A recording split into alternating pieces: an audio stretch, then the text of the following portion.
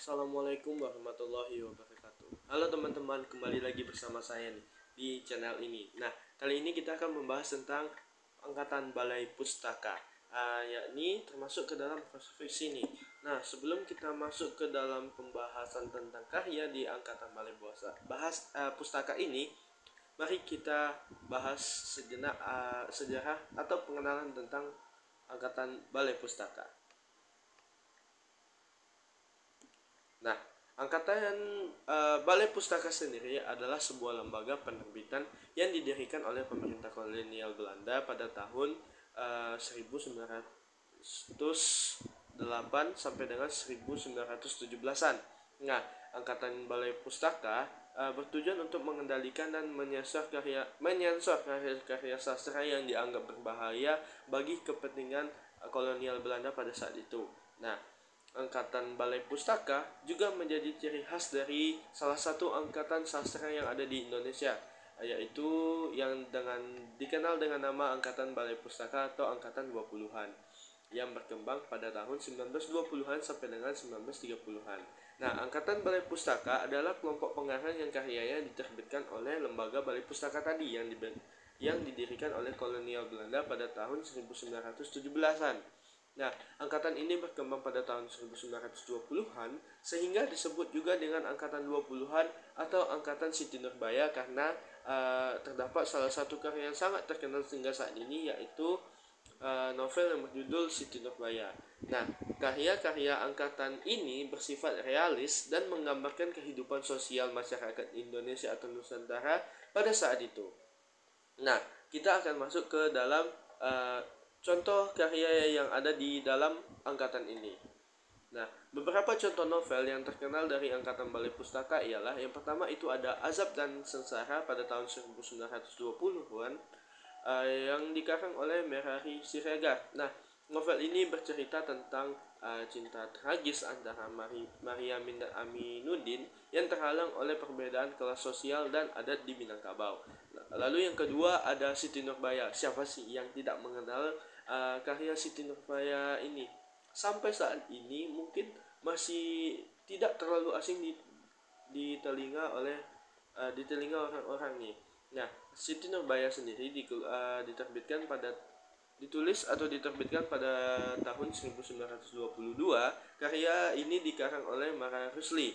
Novel ini bercerita tentang Siti Nurbaya, seorang gadis yang dipaksa menikah dengan Datuk Maringgi untuk melunasi utang ayahnya. Siti Nurbaya harus merelakan cintanya kepada Samsul Bahri yang kemudian menjadi dokter di Batavia. Begitulah kira-kira isi ringkasan dari novel tersebut. Lalu ada yang ketiga yaitu Salah Asuhan pada tahun 1920-an, karya dari Abdul Muiz. Nah, novel ini bercerita tentang perjuangan Hanafi, seorang pemuda yang bersekolah di Belanda dan ingin memperbaiki nasib bangsanya.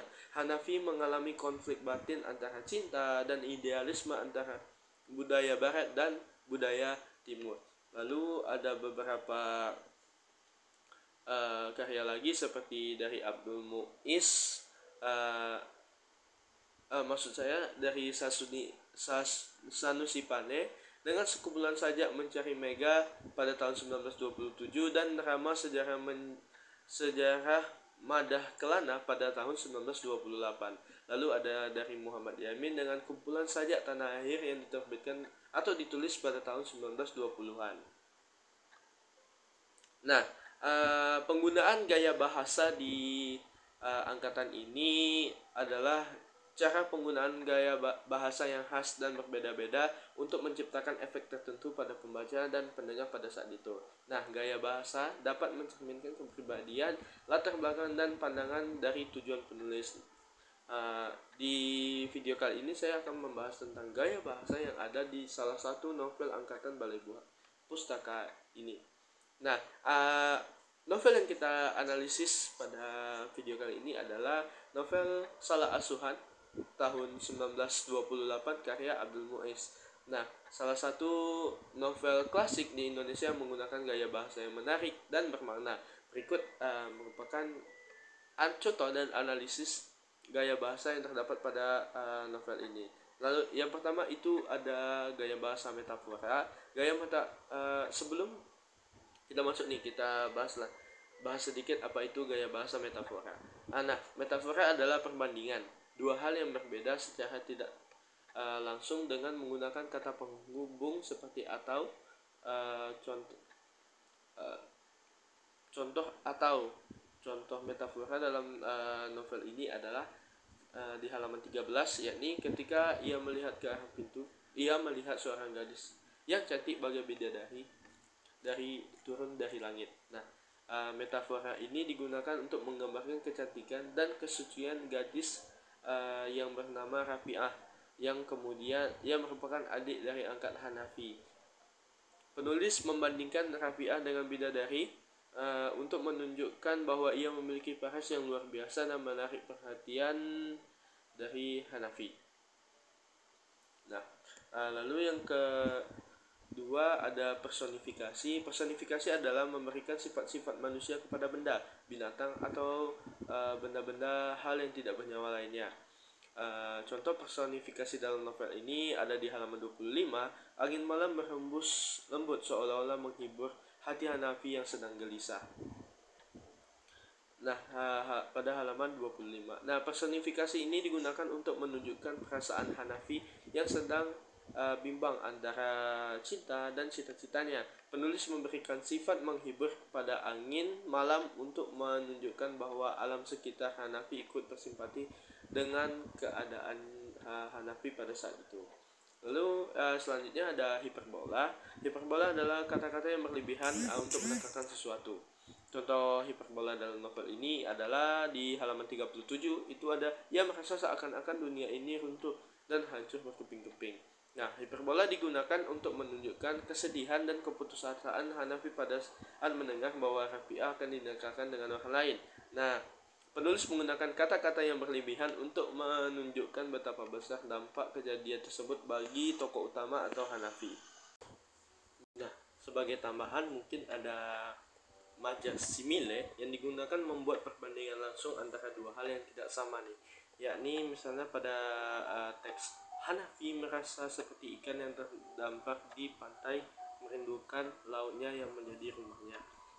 Seperti membuat perbandingan hal yang tidak sama antara laut dan rumah, itu seperti hal yang tidak ada kait-mengaitnya. Nah, mungkin untuk gaya bahasa sendiri pada novel ini menggunakan gaya bahasa deskriptif. Abdul Muiz menggunakan gaya bahasa deskriptif untuk menggambarkan latar, suasana, dan karakter tokoh dalam novel ini. Nah, misalnya penggambaran tentang kehidupan Hanafi dan interaksinya dengan orang-orang di sekitarnya. Nah, lalu yang kedua ada gaya bahasa dialogis. Gaya bahasa dialogis digunakan untuk menampilkan percakapan antara tokoh-tokoh dalam novel ini. Nah, hal ini akan membantu pembaca untuk lebih memahami dinamika antar tokoh yang ada di dalam novel ini. Lalu yang ketiga ada gaya bahasa monologis. Gaya bahasa monologis digunakan untuk menampilkan pikiran dan perasaan tokoh pada novel ini. Misalnya, ketika Hanafi merenung tentang cintanya kepada Kori, seorang tokoh perempuan lain yang ada di novel ini. Lalu yang keempat itu ada gaya bahasa retoris. Gaya bahasa retoris digunakan untuk menampilkan pertanyaan, pernyataan, atau ajakan yang bersifat mempengaruhi pembaca atau tokoh lain yang ada di dalam novel Salah Asuhan karya Abdul Muiz ini. Lalu yang terakhir itu ada penggunaan bahasa Melayu formal, yakni novel ini ditulis dengan menggunakan bahasa Melayu. Hal ini merupakan cerminan dari kebijakan Balai Pustaka pada masa itu yang hanya mengizinkan buku putih untuk dicetak, yakni buku yang tidak ada muatan pemberontakan dan harusnya memakai bahasa Melayu yang formal di setiap karyanya. Baik, itu saja di video kali ini. Apabila terdapat kekurangan, saya mohon maaf. Assalamualaikum warahmatullahi wabarakatuh.